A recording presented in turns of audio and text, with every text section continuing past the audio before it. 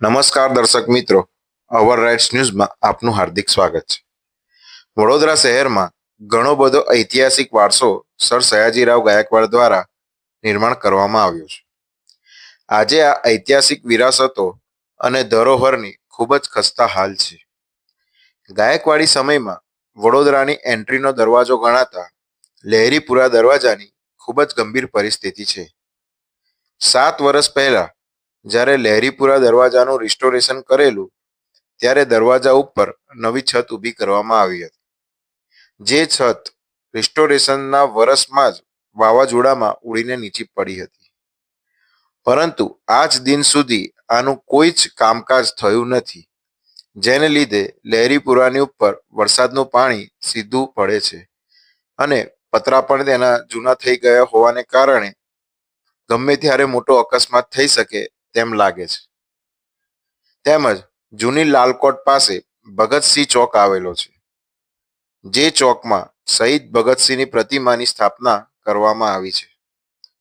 દર વર્ષે 23 માર્ચે આ પ્રતિમાને પુષ્પાંજલિ કરવાનો કાર્યક્રમ મહાનગરપાલિકા દ્વારા કરવામાં આવે છે, પરંતુ હાલમાં આ ભગતસિંહની પ્રતિમા જે સ્ટ્રક્ચર પર ઊભી કરવામાં આવી છે એ સ્ટ્રક્ચરમાં ચારે બાજુ તિરાડો પડી ગયેલ છે અને આ સ્ટ્રક્ચર ગમે ત્યારે પડી શકે એમ છે।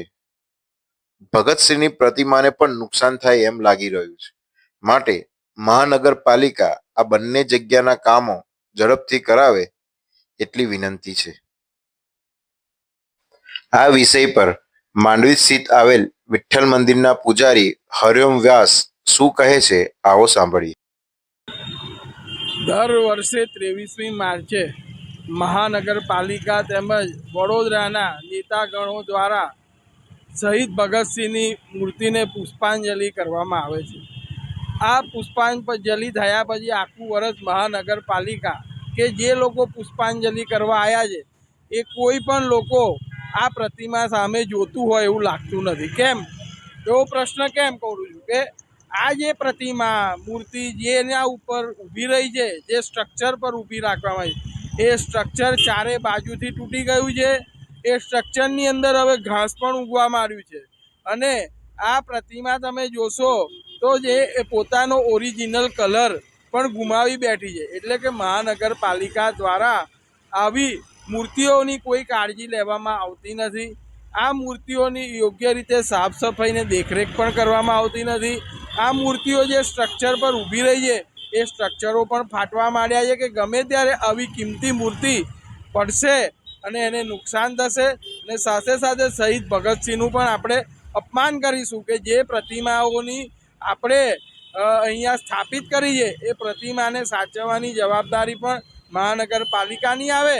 તો મહાનગરપાલિકા વડોદરા શહેરમાં જેટલી બી આવી સ્મારકો અને પ્રતિમા છે એની ઝડપથી કામગીરી કરાવે। આજે તમે જોયું કે વડોદરાનો સ્વચ્છતાની બાબતમાં લિસ્ટમાં ક્યાંય નામ નથી, તો આના પરથી એ દેખાય છે કે મહાનગરપાલિકા વડોદરાના વિકાસમાં કોઈ પણ જાતનો રોલ ભજવતી નથી। સ્વચ્છતામાં નંબર, નથી ચોખ્ખું પાણી આપવામાં નંબર, નથી ઐતિહાસિક વારસાઓને સાચવવામાં। તો મહાનગરપાલિકા શું કામગીરી કરી રહી છે એ એક સૌથી મોટો પ્રશ્ન છે।